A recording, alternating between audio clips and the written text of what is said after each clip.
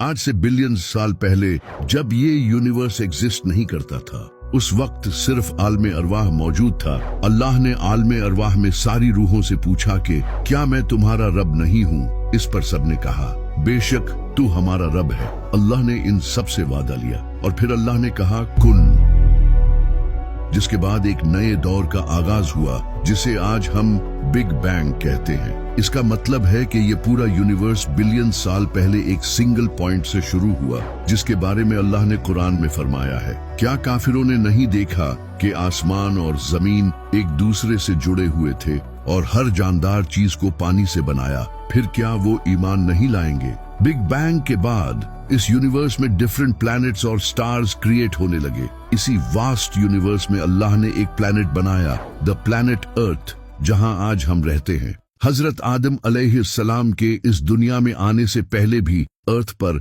Life exist करती थी। जैसा कि कुरान में आया है कि हजरत आदम अलैहिस्सलाम से पहले इस दुनिया में जिन रहते थे।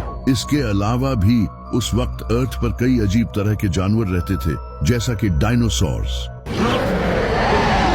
जो कई हजारों साल तक इस दुनिया पर रहे, लेकिन फिर वो इस दुनिया से एक्सटिंक्ट हो गए, जिसका एग्जैक्ट रीजन आज तक किसी भी साइंटिस्ट को नहीं पता। इस पर कई थ्योरीज हैं, जैसा कि कई साइंटिस्ट्स का कहना है कि एक बड़ा एस्टेरॉयड अर्थ को हिट किया था, जहां आज मेक्सिको सिटी है, जिसकी वजह से सारे डायनासोर्स खत्म हो गए। जबकि कुछ का कहना है कि वो फूड चेन डिसरप्शन या फिर क्लाइमेट चेंज की वजह से एक्सटिंक्ट हुए थे। लेकिन ये कंफर्म है कि इस दुनिया में डायनासोर्स एग्जिस्ट करते थे, क्योंकि हमारे पास इनकी एग्जिस्टेंस के कई एविडेंस मौजूद हैं। सिर्फ डायनासोर्स ही नहीं, बल्कि इनके अलावा भी कई और स्पीशीज अर्थ पर रहती थी, जिनमें से कई स्पीशीज तो आज भी एग्जिस्ट करती हैं, और कई स्पीशीज का जिक्र इस्लामी बुक्स में भी किया गया है, जैसा कि एक बहुत ही फेमस इस्लामी बुक अल बिदाया वन नहाया। इस बुक में कुछ स्पीशीज का जिक्र है जो कि हजरत आदम अलैहिस्सलाम से पहले की इस दुनिया में मौजूद थी।